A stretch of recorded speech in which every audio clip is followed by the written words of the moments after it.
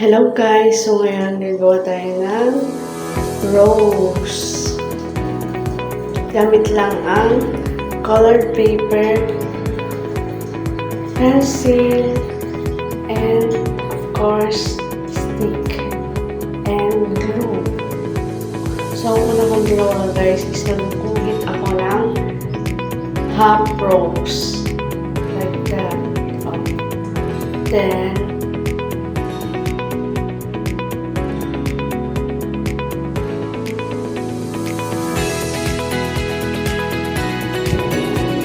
sa paggawa ko ng roses guys, gumamit lang ako ng orange na colored paper, red and violet.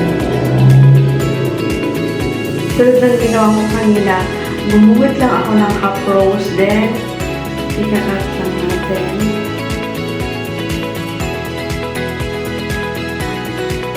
So, kuha tayo ng stick ngayon guys, then dapat pare-paras lang sila na haba. Tapos, nag-cut lang ako guys ng dahon.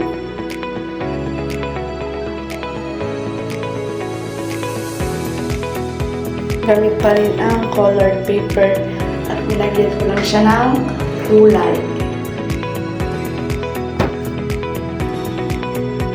Tapos, kakat naman tayo ngayon ng ididikit natin sa ating stick. So, yan, dikit-dikit lang guys. Dahil ito yung gagawin natin tangkay ng roses.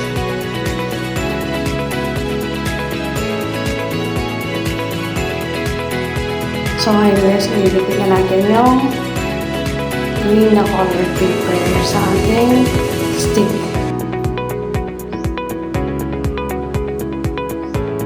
So ayan, dikit-dikit lang para hindi matangkal.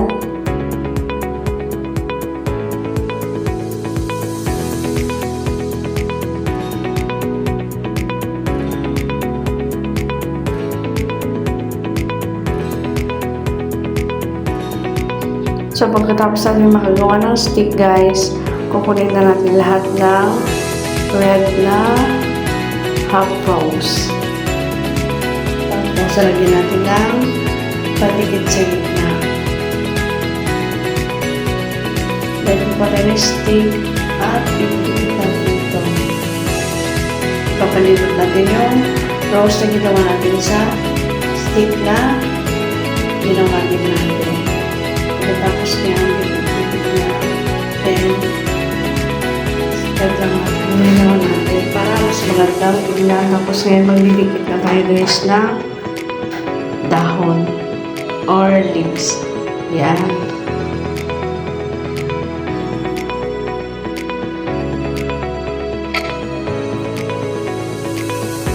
So ngayon guys, tulad ng ginawa ko sa red, dikit lang din. Pwede natin ang pandikit sa gitna.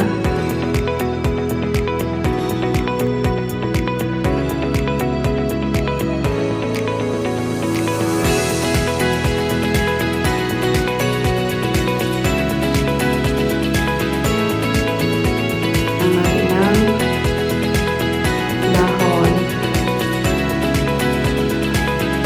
So, okay na yung dalawang rose natin. So,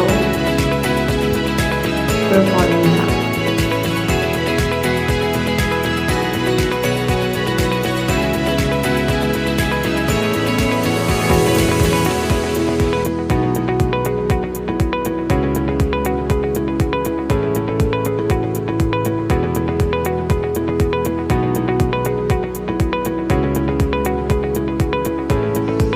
At dahon na lang guys.